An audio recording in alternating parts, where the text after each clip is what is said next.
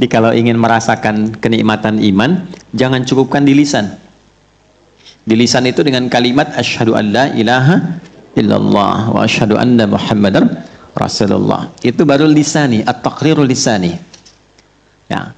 Kalau ingin kemudian kalimat itu menjadi sebuah cahaya yang sampai ke dalam jiwa, lalu diedarkan ke seluruh bagian tubuh seperti darah mengalir ke seluruh bagian tubuh kita, maka tembuskan kalimat itu sampai dengan ke hati. Ya. Kalau baru di lisan, baru takrir, iqrarum bil lisan, pernyataan komitmen dengan lisan. Tasdiqum bil qalbi harus disusul oleh hati, sehingga menjadi rasa. Ya, dari lisan turun ke hati. Tidak harus selalu dari mata ya Bu. Ya, dari lisan turun ke hati. Nah, kalau sudah sampai ke hati, maka pernyataan itu menjadi rasa. Kalau rasa itu terjaganya sedemikian tinggi, ya. Suka dengan cinta itu berbeda.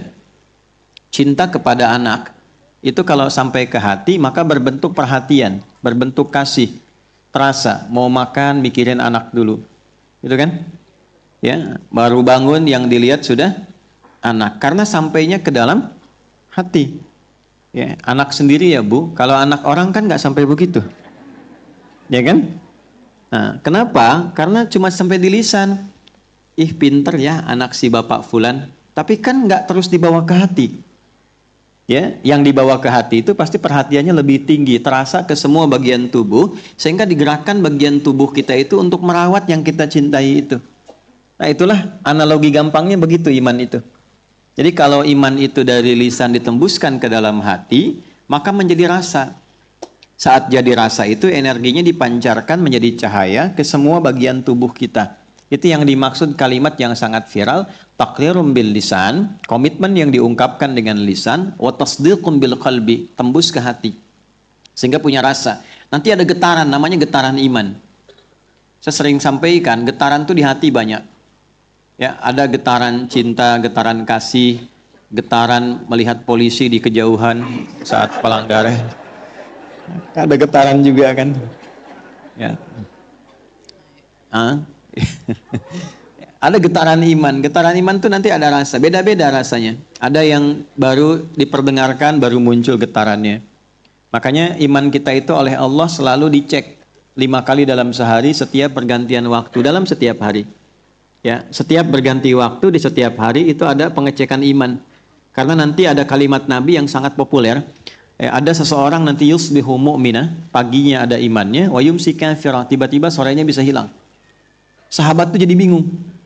Ada yang begitu ya Nabi ya, katanya. Tuh, ada yang begitu ya. Berarti kualitas dulu itu kalau sudah menyatakan beriman tuh paripurna. Itu yang pentingnya tuh itu gitu.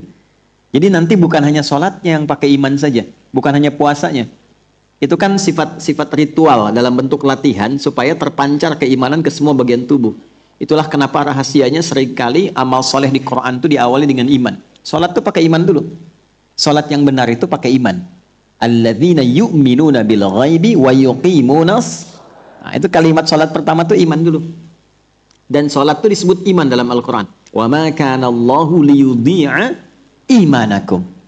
Jadi sholat yang benar, sholat yang pakai iman. Karena itu panggilannya pun diiringi dengan panggilan iman yang menggetarkan iman dalam kalbunya. Itu ada di Quran surah ke-8 ayat kedua itu. Innamal mu'minuna alladzina idza dzukirallahu wajilat qulubuhum. Ciri insan beriman itu standar pokoknya kalau disebutkan nama Allah ada getaran, frekuensi yang sambung pada hatinya, qulubihim qalbu, sampai ke kalbunya ada getaran. Ya.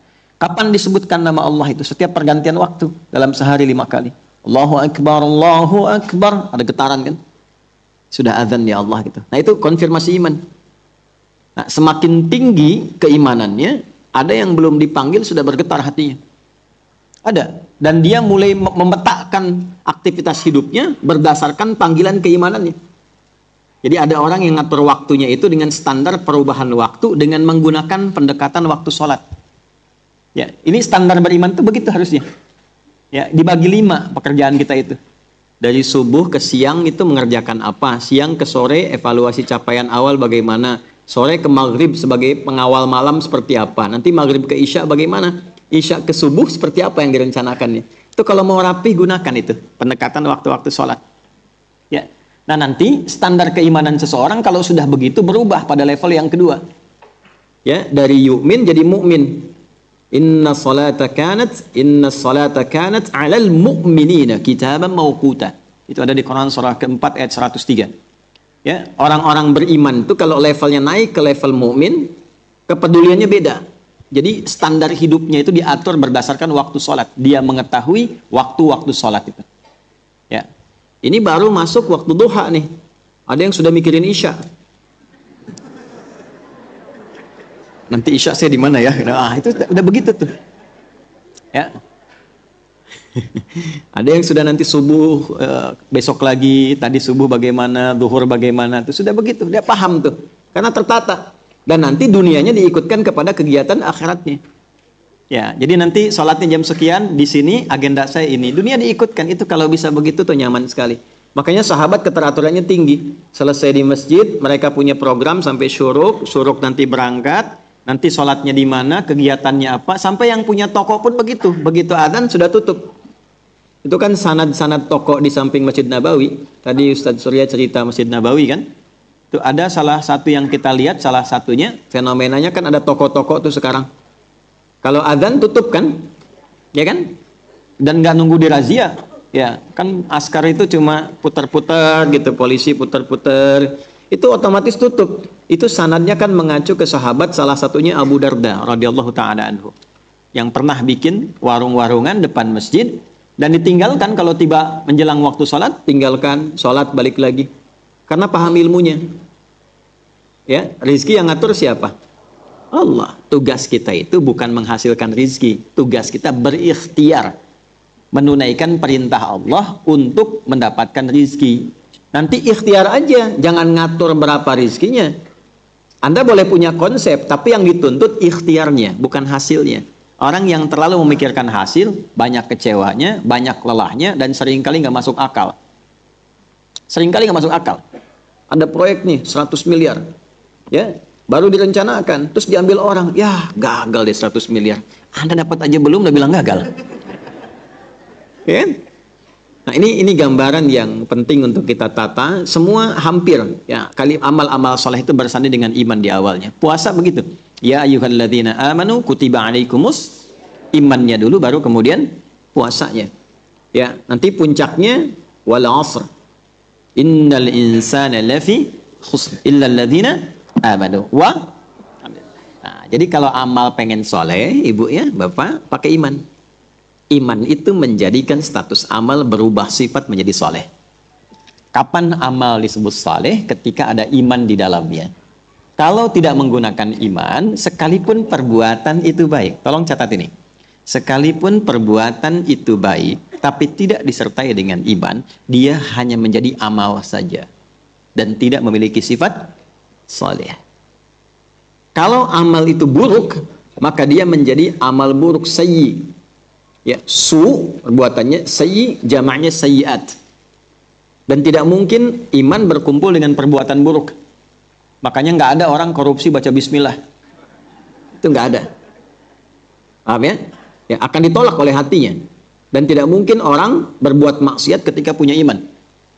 La yasriqul mu'min 'indama yasriq wa huwa mu'min. Itu kalimat Nabi yang sangat viral.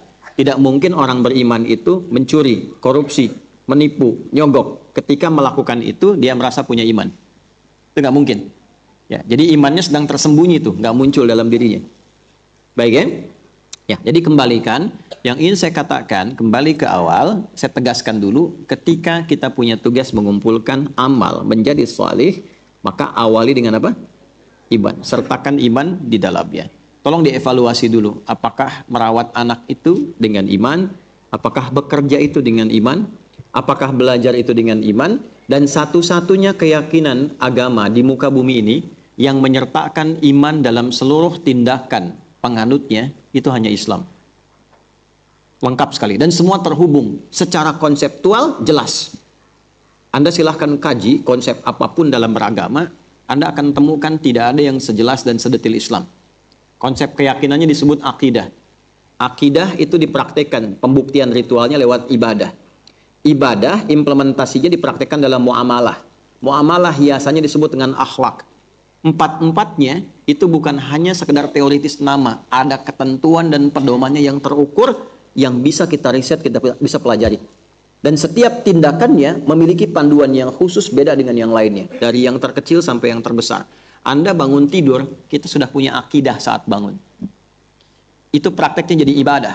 Dipraktekkan dalam muamalah tidur, dihiasi dengan akhlak, cara bangunnya, baca doanya apa. Ya, doa itu kan merubah perilaku menjadi ibadah. Dan di situ ada pahala. Antara bangun dengan tidur, doanya sama tidak? Beda. Di mana kita memiliki ketentuan seperti itu? Semua terkorelasi.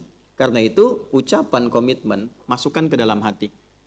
Nah, kalau cuma di lisan saja, tidak punya rasa, nanti nggak punya kepedulian terhadap agama.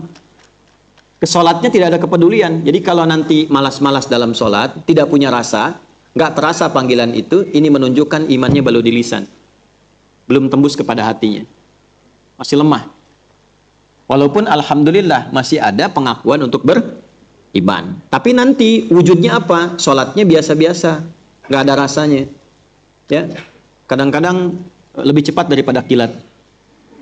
Nggak ada secepat kilat gitu ya. Lebih cepat daripada kilat gitu. Nah, wudu juga asal-asalan karena nggak pakai iman, itu problem. Kan wudu itu ayatnya pakai iman dulu. Al-Maidah ayat 6, ya ayyuhalladzina amanu idza qumtum ila shalah faghsilu. Nah, iman dulu. Jadi wudu aja pakai iman. Nah, apakah ada orang yang di zaman Nabi beraktivitasnya belum sampai iman ke kalbunya? Ada. Itu diabadikan di Al-Qur'an surah ke-49 ayat 14. Qalatil a'rabu amanna qul lam tu'minu walakin qulu aslamna walamma yadkhulil imanu fi qulubikum. Ada orang Arab Badui berkomentar, Muhammad SAW, kami sudah beriman sampai iman ke dalam hati. Ya, direvisi oleh Allah kalimat ini. Nah, revisi ini menjadi standar riwayat yang sampai ke kita. Nggak boleh menghukumi iman seseorang dan kufurnya. Nggak boleh. Jadi kalau ada orang sembarangan mengatakan dia sudah kafir, dia murtad, dia sesat. Nah, kalimat itu langsung dihukumi oleh Nabi akan mencari pemiliknya. Ya, mencari. Jadi begitu keluar, dites. Jadi kalau ternyata tidak benar, dia mencari ke langit. Nggak ditemukan di langit, di bumi, maka kembali kepada yang menuturkannya. Itu paling bahaya. Jadi makanya hati-hati. Takfir, mengkafirkan orang itu mesti hati-hati. Ya, orang misalnya pernah haji, pernah umrah, pernah sholat, pernah puasa, pernah tarawih, terus terucap kalimat mengkafirkan orang, itu mencari kalimatnya, nggak ketemu, balik ke orangnya. Ya, jadi di hari kiamat statusnya jadi kafir dengan kalimat itu. Ya, makanya kalimat itu kalimat yang sangat sensitif. Ya, hati-hati. Karena seseorang yang dalam hidupnya misalnya dia kufur betulan, belum beriman, kemudian 1 jam sebelum meninggal dia mengucapkan kalimat la ilaha illallah, dia bersaksi tidak Tuhan selain Allah, Nabi Muhammad utusan Allah, itu 1 jam sebelum meninggal menggugurkan semua hal yang pernah dilakukan dalam hidupnya. Iftahul jannati la ilaha illallah. Maka di Islam itu kalimat itu bernilai. Bapak dengan ibu halalnya itu pakai kalimat. Ya, saya terima nikahnya si Fulana binti Fulan dengan mas kawin sekian dibayar tunai misalnya kan. Nah, itu kan kalimat. Ya kan? Itu di Islam tuh semua ada nilai. Mimpi aja ada tafsirnya. Mimpi aja ada babnya. Ya, mimpi biasa, mimpi bermakna, mimpi yang mengalihkan kepada proses lebih dewasa, itu semua ada bab kehidupannya. Karena tidak mungkin kita mengalami satu peristiwa kecuali akan ada tuntunan di dalamnya. Itulah indahnya Islam itu seperti itu. Nah, kemudian kalau sudah sampai ke kalbu, ya walamma yadkhulul imanu fi qulubikum, kamu baru klaim kata Allah itu. Yang tahu isi hati seseorang siapa? Allah. Makanya ada doa ya muqallibal qulub, ya tsabbit qulubana ala dinik atau ala iman. Nah, karena yang tahu Allah isi hatinya. Nah, iman itu taunya sampai ke kalbu atau tidak, yang tahu siapa? Allah. Ciri-cirinya dijelaskan oleh Allah dalam Al-Qur'an. Nanti ada yang mukmin betulan, ada yang kufur, ada yang munafik. Nah, 3 bagian ini disampaikan di Al-Baqarah ayat 1 sampai 20, baru dirinci ke sananya. Gitu. Nanti ada yang beriman betulan 1 sampai 5, yang kufur 6 sampai 7, 8 sampai 20 ciri orang munafik di dalamnya. Itu pengenalan detailnya di ayat-ayat selanjutnya. Nanti karakteristiknya diungkap untuk menggambarkan dalam kehidupan, karakteristik ini akan ditemukan. Bagaimana cara bergaul dengan yang seperti itu. Itu diatur sampai seindah itu. Jadi kalau ngajinya betul, sebetulnya menyikapi kehidupan ini bisa proporsional. Lebih tenang gitu. Ya, ini bagian. Lalu setelah masuk ke dalam hati, cirinya bagaimana? Dipraktekkanlah menjadi cahaya ke seluruh bagian tubuh. Wal amalu bil jawarih. Dari mana tahu matanya ada iman di matanya? Nanti dijelaskan lewat ayat. Cirinya apa? Kullil mu'minina yaghuddu min absarihim wa kullil mu'minati yaghuddna min absarihinna. Ya. Quran surah ke-24 surah Cahaya. Ayat 30 untuk laki-laki, 31 untuk perempuan. Katakan Muhammad SAW viralkan bagi orang-orang yang punya iman, laki-laki yang punya iman, perempuan yang punya iman. Jika iman itu mengalir menjadi cahaya sampai ke matanya, maka di antara cirinya ada batas-batas yang harus dipandang, yang dipandu oleh imannya. Ketika imannya mengatakan nggak boleh dipandang, itu akan dibimbing mata untuk berpaling. Ada standar. Makanya kalau sudah punya iman, nggak semua bisa ditatap. Ada yang menurut imannya nggak usah ditatap. Itu nggak layak untuk ditatap. Pindahkan. Tidak jadi cahaya, malah gelap nanti matanya. Pindahkan. Ya, nanti akan dipandu. Tidak hanya sebatas aurat. Anda keluar sini dibimbing iman. Melihat sendal, memang bagus. Tapi kata iman itu bukan punya Anda. Gitu. Nanti saat masuk proyek teman-teman tuh, angka mau dimasukin, memang tinggi nilainya. Tapi bukan punya Anda. Nah, itu kerja pakai iman tuh begitu. Ya, dan semua ketika dikerjakan tuh menjadi amal saleh. Jadi apa? Amal saleh. Punya nilai. Nanti dari mata turun ke hati lagi nih. Ke lisan dulu. Kenapa turun ke hati terus? Mata turun ke hati. Lewat ke lisan. Pakai apa cirinya lisan yang pakai iman itu? Coba dites. Maksud saya begini. Selama berkehidupan, berapa sih yang punya nilai di hadapan Allah mata ini? Lisan ini punya nilai nggak sih di hadapan Allah? Kapan kita dianggap punya nilai di hadapan Allah? Ketika lisan bicaranya bagaimana? Dan itu senafas antara ayat dengan hadis itu senafas. Ya ayyuhalladzina amanu, hai semua yang merasa beriman, yang dekat, yang menengah, yang jauh, aku ingatkan, aku tegaskan, la yaskhar qaumin qaum. Kalau lisanmu dipandu oleh iman, tidak akan mudah engkau mencela dan merendahkan orang.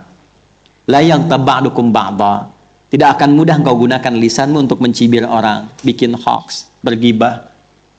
Alhamdulillah saya tidak, Ustaz. Bagus. Tidak seperti ibu itu tuh. Ibu itu mah sama ya. Ya. Nanti jadi amal soleh, jadi ibadah. Orang yang bisa meruntut dari ujung kepala sampai kaki, imannya menjadi cahaya bagi dirinya dan dia beribadah, maka dia akan mendapat pancaran kasih sayang Allah. Jadi melihat sesuatu itu dengan kasih sayang, dengan rahmat. Ya, ayah ke anak tuh ngelihatnya dengan rahmat sebagai titipan, begitu sebaliknya dengan pasangan, dengan kehidupan. Nanti Allah pemilik rahmat untuk seluruh bagian kehidupan di alam, namanya Rahman. Sifat ibadahnya disebut dengan abdun orangnya, jamaknya ibad. Maka menyatulah ibad dengan Rahman menjadi ibadur Rahman. Kalau sudah menemukan ibadur Rahman, itulah manusia yang kita bisa ikuti dalam hidup. Wa ibadur rahmanil ladzina yamshuna 'alal ardi hauna wa idza khatabahumul jahiluna qalu salama. Sampai ke ayat surga itu kan yang di surah Al-Furqan itu. Hamba-hamba Allah yang maha kasih itu kelihatan ideal dalam berkehidupan. Sekalipun ada orang yang usil menjahilinya, maka dia mencoba merespon dengan kedamaian dan kebaikan-kebaikan. Dan macam-macam tuh indah sekali. Apapun pekerjaannya. Anda tidak harus menjadi seorang kiai. Tidak harus menjadi ustadz. Tetap dengan profesinya.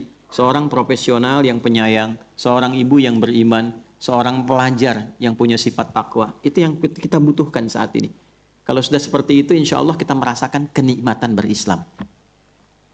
Pertanyaan kan sederhana. Sudah merasakan nikmat belum berislam itu? Kok bisa orang dulu tuh berislam jadi baik, jadi maju kotanya, jadi cerah kehidupannya, jadi rukun keadaannya? Kok bisa? Dan nikmat, dan dikenang kenikmatan itu viral sampai sekarang menjadi kajian. Siapa Umar bin Khattab kok tiba-tiba jadi profilnya dikaji sekarang? Siapa Bilal? Hanya seorang, dalam tanda petik ya, hanya seorang tukang adzan di zaman Nabi. Kok bisa viral kisahnya sampai sekarang dikenang dan jadi teladan? Bisa nggak teman-teman bikin biografi dari sekarang, tuliskan jadi catatan. Untuk 10 tahun ke depan, 5 tahun ke depan paling minimal. Targetnya apa? Bukan untuk sekarang. Yang paling tinggi itu ketika di akhirat nanti, dengan cara apa nama kita disebut, dengan cara bagaimana kitab kita dipertontonkan. Itu poinnya. Nah, dari sinilah titik tolaknya kenapa penting kita belajar Al-Quran, karena inilah panduan kehidupan kita.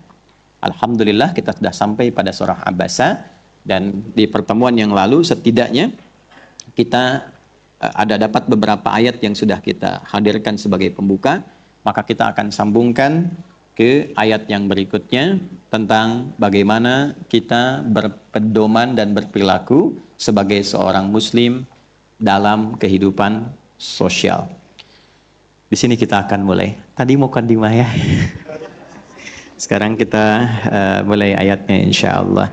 Maksud saya kita selalu punya alasan kenapa sih harus ngaji Quran gitu ya. Nanti outputnya seperti apa. Yep. Mari kita mulai. Surah Abasa. Surah ke berapa? 80. Ada 42 ayat. Turunnya di Mekah ya. Kemarin yang ikut umrah saya pernah tunjukkan yang parlemen Quraisy yang di dekat Hotel Hilton yang lama itu. Ada satu parlemen yang warnanya hijau, tempat yang ada dekat kipas angin itu ya. Nah itu di situ kurang lebih pendekatan lokasi visualnya itu ada di situ, kisaran ayat-ayat ini. Wallahu a'lam bishawab.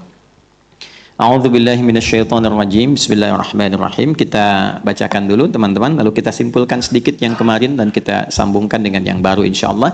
Saya mohon fokus kepada semua karena hari ini hanya terbatas sekali, saya hanya akan sampai jam 9. Ya, terserah mau bilang saya tetap jam 9. Ya, itu hak ibu untuk bilang begitu. Ya, cuman saya harus di tempat Hakim Agung nanti ada ini yang lanjutan. Mari segera kita bacakan. Anda boleh ikuti. A'udzu billahi minasy syaithanir rajim.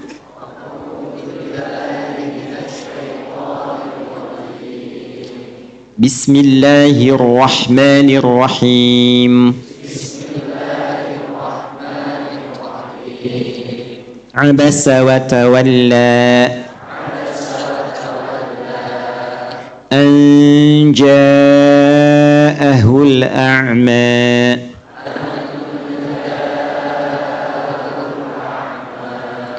wa ma yudrika la'allahu yazzakka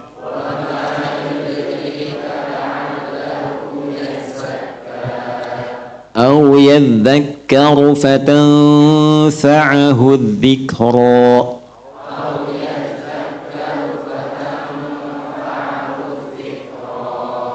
أما من استغنى فأنت له تصدى وما عليك ألا يزكى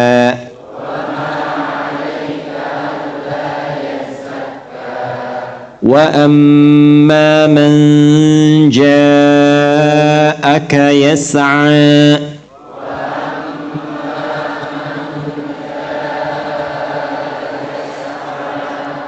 jangan dipantulin, bukan qalqalah, bukan yas'a, bukan. Ya, qalqalah itu cuma 5, qaf, ta, ba, jim, dal. Yas'a, yas'a, ngalir. Wa amma man ja'aka yas'a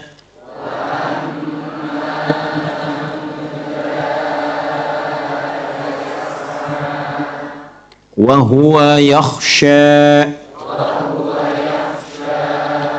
فأنت عنه تلهى كلا إنها تذكرة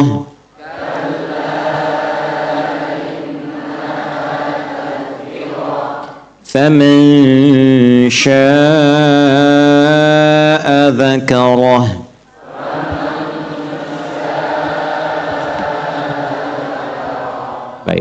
dulu sampai di situ ya, kurang lebih 12 ayat ya. Ya, pendek-pendek Insya Allah singkat-singkat. Hafalkan. Saya ulangi, hafalkan. Di bulan depan sudah hafal ya. Insya Allah. Baik ya. Tolong nanti yang teman-teman panitia untuk password masuknya 1 sampai 12 ya. Bulan depan. Baik, supaya ada motivasi untuk hafal. Baik. Kalau ada ibu-ibu yang mukanya masem saat diminta menghafal, tunjuk abasa wa tawalla gitu ya. Baik, 1 sampai 12 secara singkat kami sampaikan. Silahkan cek dengan mendalam di pertemuan sebelumnya, direkam bagi yang baru terhubung, bahwa surah ini diturunkan oleh Allah Subhanahu wa taala di kota Mekah, di area sekitaran Masjid Al-Haram sekarang ini ya, untuk merespon dan memberikan pedoman kepada Nabi Muhammad SAW agar kelak diteruskan kepada umatnya. Nah, apa respon-respon itu? Secara rinci kita urutkan. Yang pertama, supaya bisa memberikan pengajaran keislaman secara menyeluruh bagi seluruh kalangan. Ya, tidak membeda-bedakan sepanjang bukan materi yang spesifik. Misal kajian khusus untuk bidang tertentu. Ada kajian di kemiliteran misalnya, di kepolisian atau di perangkat birokrasi tertentu. Itu tidak jadi masalah secara spesifik. Tapi kalau kajian-kajian sifatnya umum, materi yang dibutuhkan jangan batasi. Dia yang pengajar-pengajar ya. Ya, termasuk yang ngajar di masjid, ngajar di sekolah dan sebagainya. Kalau mau mendedikasikan ilmu, tidak harus pilih-pilih. Oh, ini sekolahnya bonafid nih, saya di sini aja. Ya, padahal boleh jadi di tempat lain ilmu Anda dibutuhkan. Ya, untuk mencerahkan. Walaupun mungkin tidak sebagus sekolah yang Anda harap-harapkan misalnya. Nah, tujuannya diluruskan, mengajar itu untuk apa? Mencari dunia atau untuk mendapatkan kemuliaan akhirat. Rumusnya jangan dipisahkan ya. Kalau ngejar akhirat, dunia pasti diberikan oleh Allah. Gitu. Jadi bukan berarti ngejar akhirat itu dunia jadi hilang, tidak begitu, bukan. Dunia pasti diberikan. Allah itu ingin memberikan pelajaran norma, jangan salah secara etis. Sehingga melihat orang lain itu menjadi rendah, jangan begitu. Itu poinnya. Jelas sampai sini? Baik, maka Nabi SAW tolong menempatkan Nabi ini tetap pada tempat istimewanya. Karena Quran sudah mengakui bahwa Nabi itu wa innaka la'ala khuluqin azim. Laqad kana lakum fi Rasulillahi uswatun. Ingat, semua yang melekat pada Nabi itu istimewa. Sikap-sikap kemanusiaannya ditampakkan supaya jadi pedoman dasar untuk umatnya yang bukan Nabi dan Rasul. Ya, mudah bagi Allah tuh mudah begini. Muhammad sesuatu diinfokan nih, nanti akan ada si fulan, si fulan, si fulan. Kamu ajarkan rata ya, bisa begitu. Kan dipandu wahyu. Tapi kenapa ayat ini turun? Untuk menjadi pedoman bagi kita khususnya yang bukan Nabi dan Rasul. Itu poinnya. Ya, karena kenapa? Sifat-sifat ini pasti muncul di kalangan kita. Untuk membedakan. Bukan hanya pengajar. Anda waktu jadi orang biasa, semua disapa. Waktu status sosialnya naik kan belum tentu bisa punya sikap yang sama. Ya kan?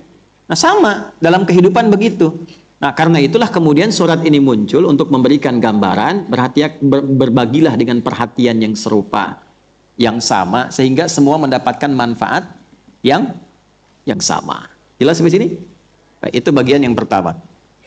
Yang kedua, ayat ini diturunkan untuk menguatkan sifat kenabian, kerasulan, dan kemanusiaan seorang sosok mulia Muhammad Sallallahu Alaihi Wasallam.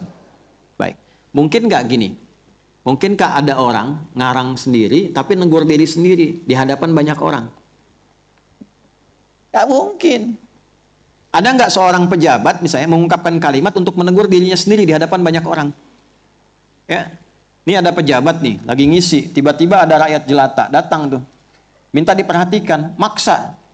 Ya, tiba-tiba dia nurunkan kalimat. Fulan nyebut namanya misalnya, hey X, kamu ini harusnya kasih perhatian ke sini, jangan cuman ke sini, sayangi yang ini. Mungkin nggak begitu? Nah, mungkin. Maka ini menunjukkan Quran ini bukan rekayasa Nabi Muhammad. Ini betul-betul wahyu yang turun dari Allah, sehingga dengan wahyu ini hal-hal yang bersifat manusiawi dari Nabi diberikan pedomannya untuk diajarkan pada umatnya yang bukan Nabi dan Rasul, sekaligus menguatkan kerasulan dan kenabian Nabi Muhammad Sallallahu Alaihi Wasallam. Jelas nggak sampai sini? Ya, nggak gini gambaran sederhananya. Mungkin nggak sih seorang yang dituduh oleh orang lain mengarang kitab sendiri? Kan ada tuduhan kepada Nabi, Quran itu rekayasa Nabi Muhammad, kan? Ada kan tuduhan demikian ya? Buatan Nabi, ya, karangan Nabi, produk budaya dan sebagainya. Apa mungkin ada produk budaya ditunjukkan di hadapan orang untuk mencela dirinya sendiri, untuk meluruskan sikapnya? Dan kadang-kadang bentuk kalimatnya gini, katakan. Kalau saya bikin sesuatu, mau sampaikan kepada Anda, saya akan sampaikan secara langsung. Bapak, Ibu, fokus ya. Jangan main handphone. Misal saja. Ya. Misal, Bu. Ya. Ini kalau saya sampaikan langsung, gitu kan? Fokus ya, jangan main handphone. Misal. Ya. Tapi kalau orang lain yang dimintakan pada saya, ya, Ustadz, titip pesan, tolong katakan ke jamaah, fokus, jangan main handphone. Baik ya? Terus saya katakan dengan jujur, si fulan mengatakan pada saya, Adi katakan begini. Kalimatnya katakan begitu kan? Ada pesan disampaikan. Tapi kalau saya yang nyampaikan sendiri, saya katakan, Pak, tolong Bu, fokus. Ya, handphone simpan dulu.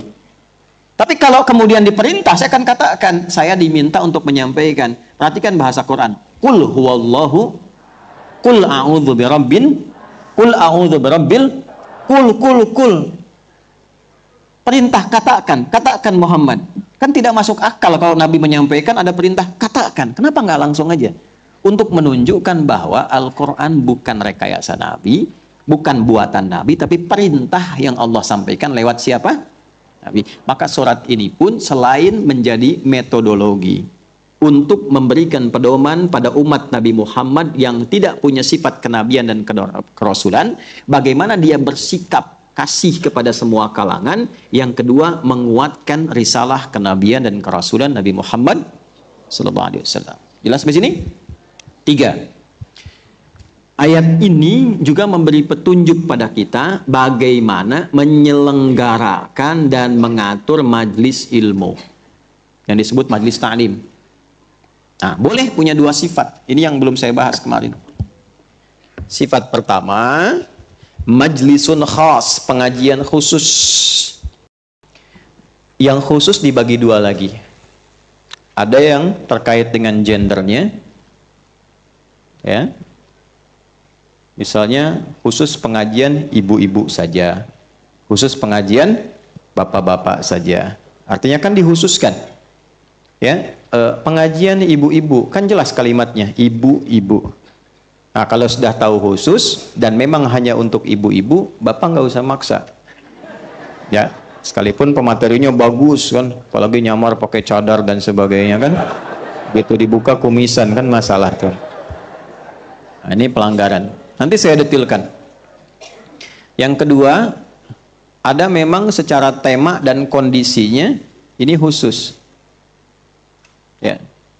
Misal kondisi di instansi tertentu untuk pembekalan tertentu. Tadi saya sampaikan sifat di militer, misalnya pembekalan, ada pasukan khusus, atau armed, kavaleri, macam-macam, infanteri, khusus pengajian. Atau di udara ada skuadron misalnya 17, 14, macam-macam. Pengajian di situ. Nah, tidak menjadi adab yang baik ketika Anda maksa. Ini kan untuk mengenal Allah, masa dibatasi? Gitu. Ini dikhususkan, situasinya beda, kondisinya tidak sama. Atau misalnya di perusahaan tertentu ingin ada pembekalan keislaman, jadi terbatas, bukan ingin eksklusif, tapi kondisinya memang terbatas. Paham sampai sini? Baik. Nah, yang khusus terkait gender ini sampai diatur, Bu. Misal, kalau kita ngaji beberapa hadis-hadis termasuk di Al-Bukhari, topik ketiga itu ada namanya Kitabul Ilmi. Jadi di Al-Bukhari itu ada 97 topik. Terus dijadikan sangat sistematis terkurikulum. Ada subtopiknya lagi, diurutkan satu-satu. Itu sampai diukur gini, Bu. Dari harinya, dari orangnya, tempat sampai materinya. Misal, ini ibu-ibu nih. Nabi itu sering milih hari apa sih pengajian untuk ibu-ibu? Ya, ada beberapa yang konsultasi pada Nabi, ya Rasulullah, laki-laki enak benar. dapat pengajian tentang hadis, dapat arahan tentang ini. Kami bagaimana perempuan? Nabi menyebut, ya udah kumpul di hari ini di tempatnya si fulanah. Itu tempat tuh sampai dirinci, sampai ke detilnya. Nah, jadi ibu pun boleh tukeran tempat di sini, tapi dilihat dulu yang punya rumah, dia sedang gelisah enggak, sedang punya masalah enggak, sedang nyaman enggak. Jangan sampai sudah ada beban, walaupun kebagian ketempatan, tapi sedang punya beban, jangan dibebani lagi. Tapi dibuat dengan konsep yang lain. Dia sampai sebegitunya. Sampai nanti Nabi melihat situasinya. Oh, si fulanah lagi begini. Itu sampai Nabi katakan, ya ada seseorang yang punya anak dan dia kelelahan merawat anaknya itu. Sampai Nabi langsung komen, ya seorang perempuan, seorang istri yang memiliki 3 orang anak. Si ibu itu punya 3 anak. Lalu mengatakan, Nabi lanjutkan, ya anak itu dididik dengan baik, bahasa tafsirnya demikian, maka anak itu akan menjadi hijab bagi ibu itu di akhirat kelak dari ancaman neraka. Lalu seorang ibu tanya lagi, ya Rasulullah, kalau 2 gimana? Karena anak ibu ini 2. Ya, maka Nabi langsung jawab 3 kali, isnaini, isnaini, isnaini. Yang 2 juga, yang 2 juga, yang 2 juga. Maksudnya kalau benar merawatnya, didekatkan sama Allah, dikenalkan sama Allah, itu investasi tinggi, Bu. Allah itu nilai, begitu di hari kiamat dihisab, anak-anak itu menjadi hijab dari neraka tuh. Ya, dan dia nanti akan menggandeng tuh. Nanti menggandeng itu di Quran surat 13 ayat 23 sampai 24. Jannatu adnin yadkhulunaha wa man salaha min abaihim wa azwajihim wa dzurriyyatihim wal malaikatu yadkhuluna alaihim min kulli bab salamun alaikum bima sabartum fa ni'ma uqbad dar. Ada anak-anak yang dididik oleh orang tuanya dengan baik, masuk surga, amal soleh, itu diminta oleh Allah gandeng tangan bapak ibumu, ajak ke surga. Terus saudara-saudaramu, adik-adikmu, sampai ke bawahnya. Lalu diperintahkan malaikat berbaris di setiap pintu surga, ucapkan selamat kepada rombongan keluarga ini. Malaikat mengatakan, salamun alaikum, catat ini ya, bima sabartum. Selamat ya Bu, selamat Pak, karena Anda sabar menjalani itu saat di dunia. Ini sabar. Itu kalimat mahal. Temanya pun diatur. Jadi sampai sebegininya gitu, dalam Islam tuh sampai sebegitu. Jadi ibu tuh kalau bikin pengajian, gak usah tinggi-tinggi. Bahas pengajian, dibahas fikih jihad, ya, bahas tentang peningkatan ekonomi. Udah ibu di rumah ngaji gimana caranya jadi perempuan yang baik. Ayat-ayat, hadis-hadis tentang jadi ibu, jadi istri, jadi anak. Apakah boleh perempuan kemudian bekerja, profesi apa yang dibolehkan, seperti apa syaratnya, itu yang dibahas. Jangan dikira sendirian, zaman Nabi itu ada yang perawat, ada yang dokter. Jangan salah loh. Sayyidah Aisyah itu seorang ahli di bidang kedokteran. Sayyidah Fatimah itu ahli di bidang perawatan. Dia seorang perawat. Itu ada nasabnya. Ya, ini ada turunan-turunan. Sama dengan tema-tema khusus. Saya sering sampaikan. Ya, teman-teman misalnya yang pebisnis nih, pebisnis, pengusaha. Kenapa sih nggak ada kajian khusus membahas tentang dunia usaha? Keluarkan ayat-ayat khusus membahas tentang bisnis. Hadis-hadis pedoman tentang berbisnis bagaimana. Keluarkan. Inilah yang dimaksud tematik. Anda yang mahasiswa-mahasiswa, kenapa nggak kumpul, keluarkan kajian tentang bab ilmu? Ayat-ayat yang bisa menghadirkan akselerasi pengetahuan. Gimana caranya menghafal dengan cepat, menghafal dengan mudah. Bagaimana caranya menghimpun ilmu yang berkah, menguasai berbagai bidang pengetahuan. Dulu orang Islam, itu hampir tidak ada yang menguasai 1-2 bidang. Rata-rata paling sedikit 5 bidang. Ya, silahkan cek, Imam Syafi'i itu berapa disiplin ilmu yang dikuasai? Bukan hanya tafsir, hadis, fikih, ya, usul fikih, sejarah. Beliau itu juga khatam dalam bab kedokteran. Ada yang sampai juga ke bidang-bidang fisika. Ya, Anda kenal misalnya, pernah dengar Avicenna itu? Ya kan? Ya. Pernah dengar Al-Kindi, Al-Farabi, ya kan? Al-Ghazali dan turunan-turunannya. Itu bukan 1-2 bidang ilmu. Siapa dokter yang paling terkenal dalam dunia Islam? Nah, Ibnu Sina, nama baratnya Avicenna. Orang taunya cuma bapak kedokteran. Itu anak ini dari kecil sudah didekatkan oleh orang tuanya menjadi ahli Quran. Itu ahli Quran, hafal Quran 30 juz. Dan orang tua kita dulu yang disebut pahlawan-pahlawan nasional itu manhaj. Metodologi cara mengajinya diikuti seperti itu. Pernah dengar Kiai Haji Agus Salim? Bukan hanya diplomat kan? Yang sangat unggul, sangat ulung, hafal, menguasai banyak ragam bahasa, sangat luar biasa dalam diplomasinya. Tapi kenapa tidak pernah diviralkan bahwa beliau itu seorang kiai yang hafal Quran dan tafsirnya? Dulu lengkap. Ya, maka silahkan yang belajar nih sekarang. Gak apa-apa Anda belajar agama tafsir, tapi kuasai bahasa juga. Bahasa Inggris kuasai.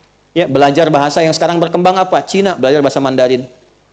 belajar bahasa Rusia, belajar, tingkatkan, buka gerbang pengetahuan. Ibnu Abbas itu belajar bahasa Persia 3 hari dikuasai. Terserah Anda bilang terserah Anda. Pokoknya 3 hari itu selesai. Gimana caranya? Nah itu nanti ada babnya, makanya ngaji, belajarnya yang betul. Ya, saya bicara begini karena ketika dicoba baru dapat sedikit tuh rasanya beda gitu. Rasanya beda. Oh ini loh rasanya enak banget. Ya, ini poin yang mau saya sampaikan. Ini pengajian khusus. Nah yang umum ini seperti ini. Pengajian umum, tabligh akbar dan sebagainya. Itu sifatnya beda-beda. Ya, nah, sifatnya bisa berbeda. Dan nanti yang sampainya pun bisa tidak sama. Kalau saya kan sifatnya selalu mengatakan ngaji. Ya, saya sebetulnya tidak terlalu cocok yang tabligh akbar kayak show begitu, nggak terlalu ini. Ya, selain tidak terlalu cocok, mungkin tidak terlalu apa ya istilahnya, frekuensinya nggak terlalu pas. Kalau dengan saya senangnya ngaji begini. Ya, supaya ada kedalaman gitu ya. Kalau sifat tabligh akbar itu biasanya umum, yang sampai mungkin 1, 2, 3 pesan umumnya. Orang datang, tahu, pulang lagi. Itu bagus, manfaatnya ada, cuma segmennya bisa beda-beda. Yang mau saya katakan, kalau Anda mau bikin pengajian, surat ini menjadi dasar bagi kita untuk meluruskan tujuan. Apa misi yang mau dicapai? Targetnya apa? Jangan sampai bikin pengajian, baik di rumah ataupun tempat, tapi nggak jelas. Yang mau diraih apa? Objeknya siapa? Yang datang siapa? Materi yang mau dibahas apa? Jadi usahakan buat satu kurikulum yang terukur, sehingga baik itu memulainya, menjalani sampai hasilnya bisa optimal didapatkan. Jelas sampai sini? Ya kan? Nah inilah yang kemudian Nabi saat mengajar di kalangan khusus, tapi yang dibahas materinya materi standar umum tentang Allah, tentang mengenal Allah. Maka menjadi sifat umum kan? Ketika menjadi sifat umum, maka ditunjukkanlah dengan kedatangan Abdullah bin Abi Umi Maktum. Jelas sampai sini? Nah, tapi pelajarannya jadi banyak. Ketika pengajian khusus, jangan banyak diinterupsi. Ketika pengajian umum, jangan banyak dibaca. Sampai sini? Nah, ini maksudnya. Selain yang kemarin sudah kita bahas. Baik, kemudian yang keempat selanjutnya, ada sikap moral bagi para pengajar. Sekaligus juga ancaman yang sangat dalam, hati-hati. Ancamannya nanti ada di hadis, sikap moralnya ada di dalam ayat ini. Ya. Para pengajar yang suka memilah-milah. Hati-hati ya. Objek dan tempat pengajarannya dengan orientasi dunia, awas nih. Bukan akhirat ya, dengan orientasi dunia. Maka sikap itu mendapat kecaman dalam Al-Quran. Nanti dalam hadis itu ada di Al-Bukhari, ada di Muslim, ada di Sunan Abu Daud, ada di Ibnu Majah, ada di Musnad Ahmad juga. Ancamannya tinggi sampai berpotensi tidak bisa mencium wanginya surga. Ya, hati-hati. Man ta'allama ilman yubtagha fihi wajhullah subhanahu wa ta'ala. Ya, awas hati-hati. Siapa yang belajar satu pengetahuan yang seharusnya dia arahkan untuk mendapatkan ridha Allah subhanahu wa ta'ala, illa liyusiba bihi wujuhan nas. Ya, ternyata dia palingkan itu untuk mendapat perhatian manusia. Ngajar supaya popularitasnya ada. Ya, ngajar mohon maaf supaya orientasi materinya tinggi. Pilih-pilih gitu ya. Padahal undangan sudah datang, nggak mau diikutin, pengennya yang di sana aja. Kenapa ke sana? Sahih amplopnya. Amplopnya sahih. Kalau tebal tuh sahih. Kalau tipis dhaif. Ya, tipis tapi tempatnya banyak, sahih li ghairihi gitu. Nah ini hati-hati. Di At-Tirmidzi itu kalimatnya jelas, an-naru. Lebih baik itu di neraka aja deh, neraka aja gitu. Ya, ada yang nanti kalau di riwayat Bukhari dan Muslim tuh ada yang seorang pengajar itu tiba-tiba masuk neraka. Ya. Terus pada bingung, orang-orang ngelilingin karena dari perutnya keluar, mohon maaf ya. Dari perutnya itu keluar cairan-cairan, baunya itu tajam, terus dikelilingin sama orang-orang sekitarannya. Ditanya, "Kamu kok ada di sini?" Tuh. Antar penduduk neraka bisa ngobrol. Ya, "Kamu kok ada di sini?" gitu, masih sempat nanya tuh. "Bukankah kamu dulu ngajar?" Kan? Terus orang ini bilang apa? "Iya, cuman aku nyuruh orang, aku nggak lakukan. Aku ngelarang orang, aku malah melakukan." Dan ternyata dunia yang dihasilkan di perutnya dibuka. dikeluarkan dan dikeluarkan bau busuk dalam dirinya. Makanya hati-hati ya.